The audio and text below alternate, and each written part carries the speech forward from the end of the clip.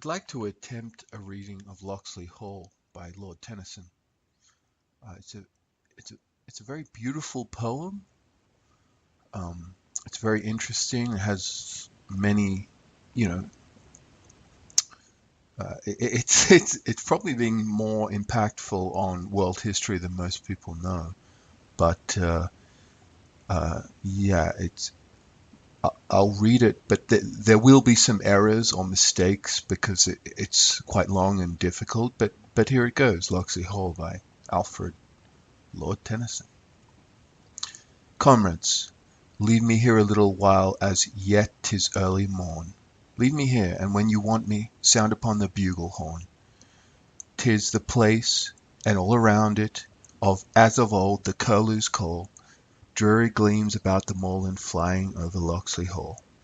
Locksley Hall, that in the distance overlooks the sandy tracks, and the hollow ocean ridges roaring into cataracts. Many a night from yonder ivied casement, ere I went to rest, did I look on great Orion sloping slowly to the west. Many a night I saw the Pleiades raising through the mellow shade, glitter like a swarm of fireflies tangled in a silver braid. Here about the beach I wandered, nourishing a youth sublime with the fairy tale of silence and the long result of time. When the centuries behind me like a fruitful land reposed, when I clung to all the present for the promise that it closed, when I dipped into the future far as human eye could see, saw the vision of the world and all the wonder that would be. In the spring a fuller crimson comes upon the robin's breast. In the spring the wanton lapwing gets himself another crest. In the spring a livelier iris changes on the burnished dove. In the spring a young man's fancy lightly turns to thoughts of love. Then her cheek was pale and thinner than should be for one so young, and her eyes on all my motions with a mute observance hung. And I said, my cousin Amy, speak, and speak the truth to me. Trust me, cousin, all the current of my being sets to thee. On her pallid cheek and forehead came a colour and a light, as I have seen the rosy red flushing into the northern night. And she turned, her bosom shaken with a sudden storm of sighs, all the spirit deeply dawning in the dark of her hazel eyes, saying, I have hid my feelings, fearing they should do me wrong, saying, dost thou love me, cousin, weeping? I have loved thee long. Love took up the glass of time and turned it in his glowing hands. Every moment, lightly shaken, ran itself in golden sands. Love took up the harp of life and smote on all the chords with might. Smote the chord of self, that, trembling, passed in music out of sight. Many a morning on the moorland did we hear the copses ring, and her whisper thronged my pulses with the fullness of the spring. Many an evening by the waters did we watch the stately ships, and our spirits rushed together at the touching of the lips. O my cousin, shallow-hearted! O my Amy, mine no more! O the dreary, dreary moorland! O the barren, barren shore! Falser than all fancy fathoms, falser than all songs have sung, puppet to a father's threat, and servile to a shrewish tongue. Is it well to wish thee happy? Having known me, to decline on a range of lower feelings in a narrower heart than mine? Yet it shall be, thou shalt lower to his level day by day. What is fine with thee growing coarse to sympathize with clay. As the husband is, the wife is. Thou art mated with a clown, and the grossness of his nature will have weight to drag thee down. He will hold thee, when his passion shall have spent its novel force, something better than his dog, a little dearer than his horse. What is this? His eyes are heavy, think not they are glazed with wine. Go to him, it is thy duty, kiss him, take his hand in thine. It may be my lord is weary, that his brain is overwrought. Soothe him with thy finer fancies, touch him with thy lighter thought.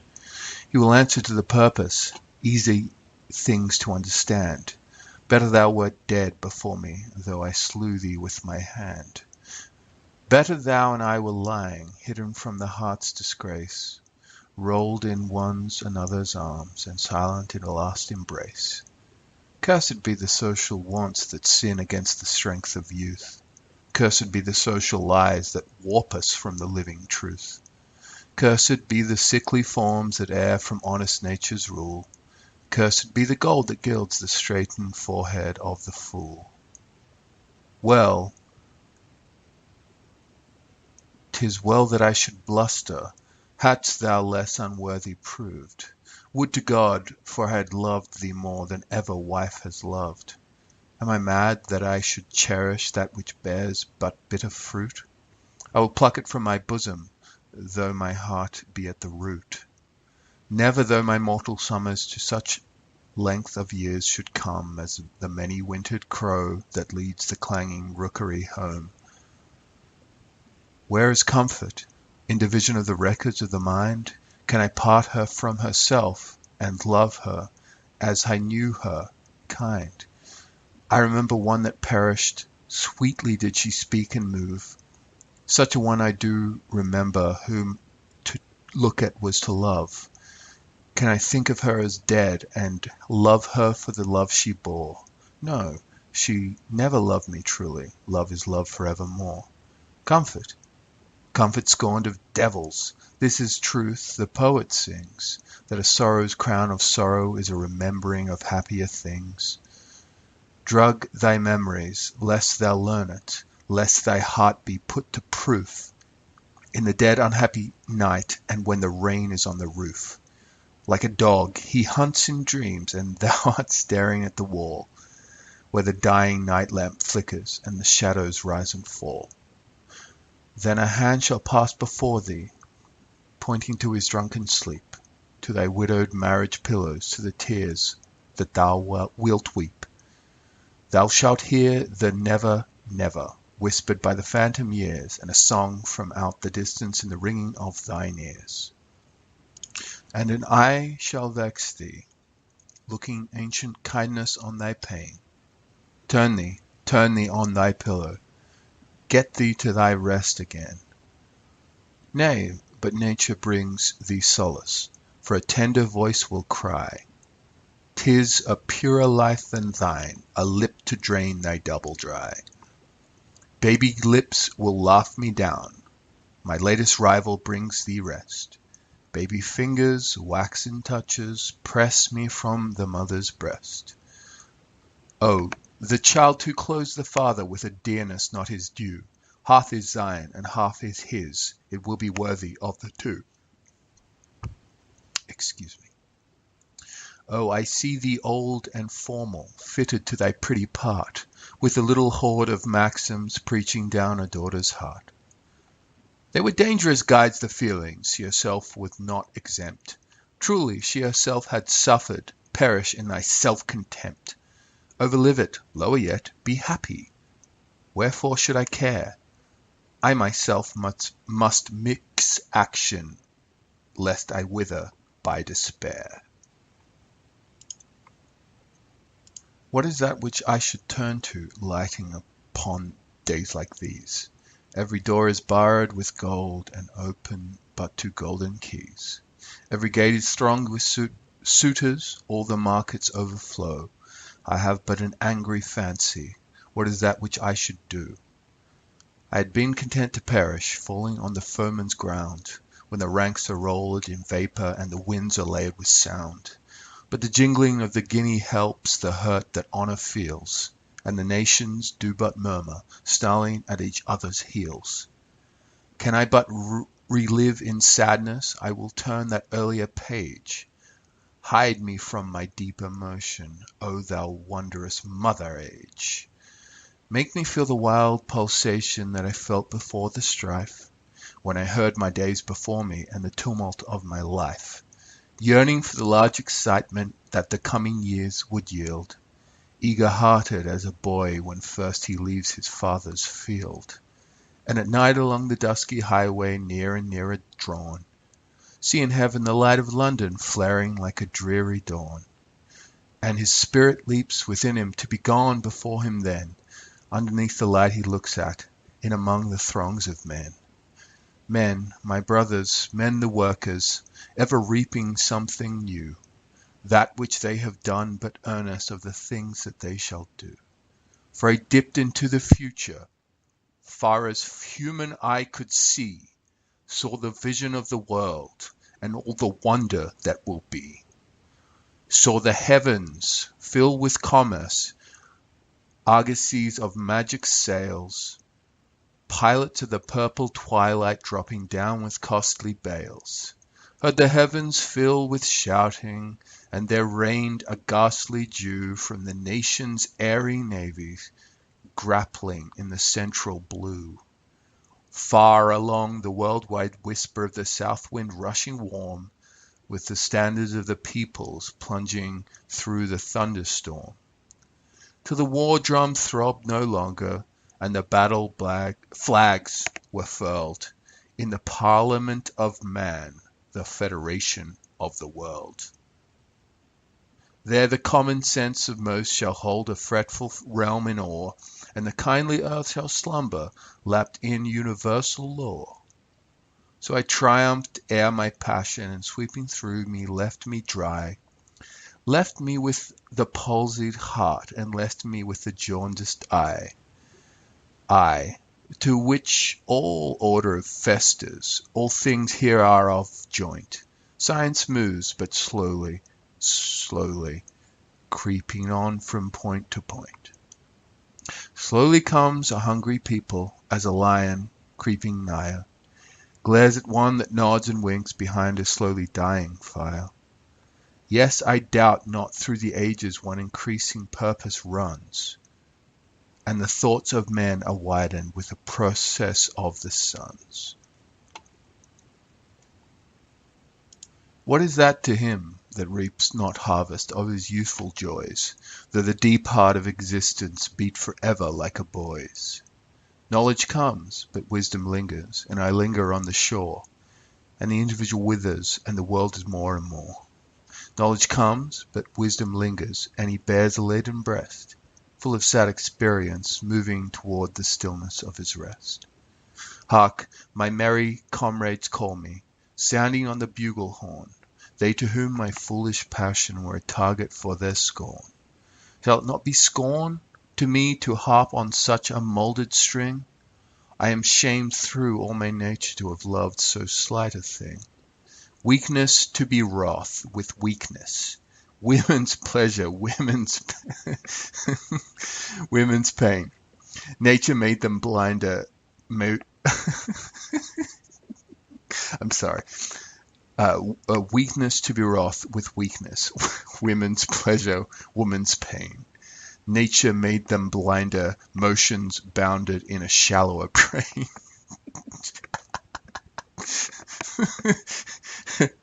Sexist?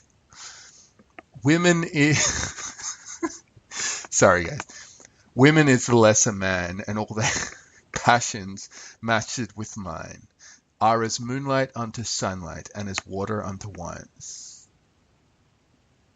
Here at least, where nature sickens nothing, for some retreat deep in yonder shining orient, where my life began to beat, where in wild Maharata battle fell my father, evil-starred, I was left a trampled orphan and a selfish uncle's ward. I mean, to say ward would be more poetic, but whatever. Or to burst all links of habit, there to wander far away, on from island unto island at the gateways of the day. Large constellations burning, mellow moons and happy skies, breadths of tropic shade and palms in cluster, knots of paradise. Never comes the trader, never floats an European flag. Slides the bird o'er lustrous woodland, swings the trailer from the crag. Droops the heavy blossomed bower, hangs the heavy fruited tree. Summer isles of Eden lying in dark purple spheres of sea. There methinks would be enjoyment more than in this march of mind, in the steamship, in the railway, in the thoughts that shake mankind. There the passions cramped no longer shall have scope and breathing space. I will take some savage woman, she shall rear my dusky race. Iron jointed, supple sinewed, they shall dive and they shall run, catch the wild goat by the hair, and hurl their lances in the sun. Whistle back the parrot's call, and leap the rainbows of the brooks, not with blinded eyesight poring over miserable books. Fool, again the dream, the fancy. But I know my words are wild, but I count the grey barbarian lower than the Christian child. I, to herd with narrow foreheads, vacant of our glorious gains, like a beast with lower pleasures, like a beast with lower pains. Mated with a squalid savage, what to me were sun or clime? I the heir of all the ages in the foremost files of time. I that rather held it better men should perish one by one, than that earth should stand at gaze like Joshua's moon in Ayalon. Not in vain the distance beacons. Forward, forward let us range. Let the great world spin forever down the ringing grooves of change. Through the shadow of the globe we sweep into the younger day. Better 50 years of Europe than a cycle of Cathay. Mother Age, for mine I knew not, help me as when life begun. Rift the hills and roll the waters, flash the lightnings, weigh the sun. Oh, I see the crescent promise of my spirit hath not set. Ancient fonts of inspiration well through all my fancy yet. Howsoever these things be, a long farewell to Locksley Hall. Now for me the woods may wither, now for me the roof tree fall. Comes a vapour from the margin, blackening over heath and holt, cramming all the blast before it, in its breast a thunderbolt. Let it fall on Locksley Hall with rain or hail, or fire or snow, for the mighty wind rises, roaring seaward, and I go. And forgive me for my errors. I tend to think these days that it's important for just humans to make art, and obviously I'm just reading another brilliant person's art here. I'm not making my own art, but I'm reading this to you as one would read, I guess, to their own children or to their own family. Yes, there are errors. I do occasionally laugh at points which amuse me, especially about especially when he's talking about women. But I want to leave a lot of them in because I'm just trying to engage in folk how would you say it, like a kind of folk poetry. I just want to read something I find important, and I think a lot of other people, if they read it, would recognize how brilliant it is. And again, people probably don't realize how important this poem has been to many major figures in world history, and you can look that up and you'll probably be surprised. But yeah, thanks for listening, and take care, everyone.